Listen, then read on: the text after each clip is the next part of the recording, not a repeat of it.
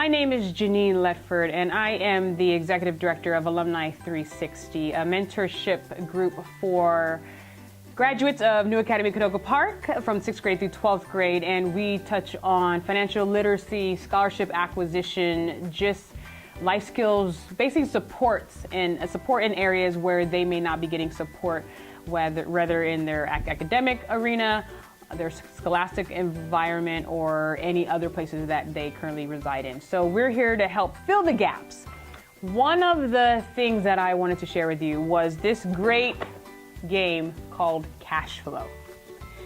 I was exposed to this game about a year ago, and I was just blown away by the so many inherent lessons of life that we don't get, that this game introduces to anyone with just a basic 5th grade mathematical fluency. You don't have to be highly knowledgeable on stocks and all that stuff, because the gameplay format kind of helps you along, and you end up getting, as long as you can add, subtract, divide, multiply, and do ratios, then you could play this game. This is a wonderful game. When the kids sit down, they first choose their occupation, and you could be a mechanic, who's making a lower income of like two grand a month to take home. You can be a teacher like me, making about $3,300 a month, which is very realistic.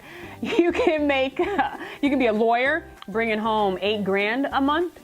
You can even be I believe it's like an airline pilot or a doctor who's bringing home almost $14,000 a month. I don't know if my brain can even fathom that. That would be awesome. But they also see, with their high incomes, those who pick the high cards, they also have high expenses. So your goal is to become financially independent, which means your passive income is higher than your expenses. So what the kids quickly figure out is that if I was a mechanic, let me find that one. If I was a mechanic or a truck driver, let's use that one, making $2,500 a month, his expenses starting out the game are only $1,600 a month. He's bringing home $2,500 a month. So he currently has a cash flow, money left over, of $880 a month.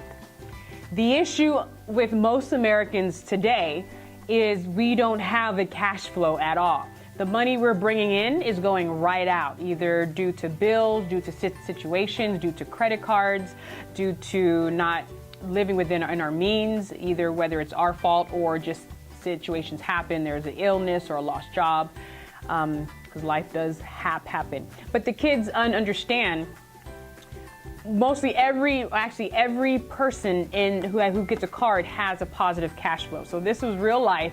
A lot of them wouldn't even have a cash flow. You would be under, like, living from credit cards. But at least everyone having a cash flow. So even the doctor, he has an income of $13,000 a month, but he has a total expenses of $9,000 a month. But he has a cash flow of about $3,000 to $4,000 a month, which would be great. That's, for a lot of people, that's a lot of folks' income, and that's just their cash flow. But he has high expenses as well. So first, just looking at the jobs and how their expenses are laid out: school loan, taxes, mortgage, credit card payments, retail payments, child expenses. They play the game. The first thing you do is you start in the rat race. The rat race is this circular area in the middle with the rat in the middle. And you're just going through and just basically living life. The yellows are the paycheck. You get your paycheck, which is your income minus expenses, which is just your cash flow. And most Americans, if they do have a cash flow, we end up spending it on things we don't need, things that depreciate, or shopping. I had a good friend tell me a great quote. He said, "Janine, America teaches you how to spend and how to waste time. The culture of America teaches you how to spend and how to waste time." So I had to stop and think about that with advertising, with marketing, with trying to get your dollars and trying to get your eyes and trying to get your time to focus on whatever they want you to focus on. So you get your paycheck, and then you keep going around. If you land on a doodad is something that inherently we probably wouldn't see as bad, but in this game it is. A doodad could be, let me put this down. You need to repaint your house. Cost you $600. Buy new speakers for a stereo. Normally we would say, hey, I need to buy new speakers for a stereo. $500. The kids are trying to hold on to their money so they can have a chance to buy a deal or have a chance to get investments or buy a business or buy property that they can build their passive income, because they understand that's their goal in this game. We don't understand that that's a goal that we should be aware of, but we keep going for doodads, like 100%. Go to casino, lose $200 at the tables. Park in the handicap zone, pay a $100 fine. And one of them was like, you bought a boat, increase your expenses by $200. So normally buying a boat is like, yeah, I got a boat. I don't care too much for boats, but in here it's seen as, not a good thing right away because you're still in the rat race and you don't have enough passive income to cover that new expense you just tacked on to your list. So that was a huge thing that the kids are starting to see. So you go around and around and you collect your paycheck, and then you have the opportunity to land on an opportunity. And the opportunities are in small deals or in big deals. You don't have, at the beginning of the game, most of us don't have enough capital or enough money saved up to jump into the big deals, so they get a small deal. Small deals could be like, you have the opportunity to buy stocks, but the stock trading range is from $10 up to $30. But you can buy this stock at $30. Now, if you look at the trading range, you possibly, looking at these numbers, you can't make any more money. So why would you buy the stock at the highest it's going to go? So the kids started to realize that. So they wanted to buy the stock at a lower price. And then once the market showed that the stock was selling at a higher price, then they would sell. My brother was making the point out that the kids were like, oh, I'll take one share. I'll take 2 shares. And he was like, no, you want to buy more shares. So when you sell it, you can make a lot more money, and it's not really worth it just to buy 1 share at $10. You should buy 40 shares, and you can buy a house, 3-bedroom, 2-bath. The kids also learn how houses work. This is really cool because, once again, they're 16, 17, 18 and no clue. There's 20, 30-year-olds sometimes who don't know how houses work. And, I just became aware of this. And, they understand what a down payment is. They understand what the mortgage is and what the cost of the whole property is, minus the cost of the down payment, minus what's left is the mortgage, and if it's a positive cash flow or not.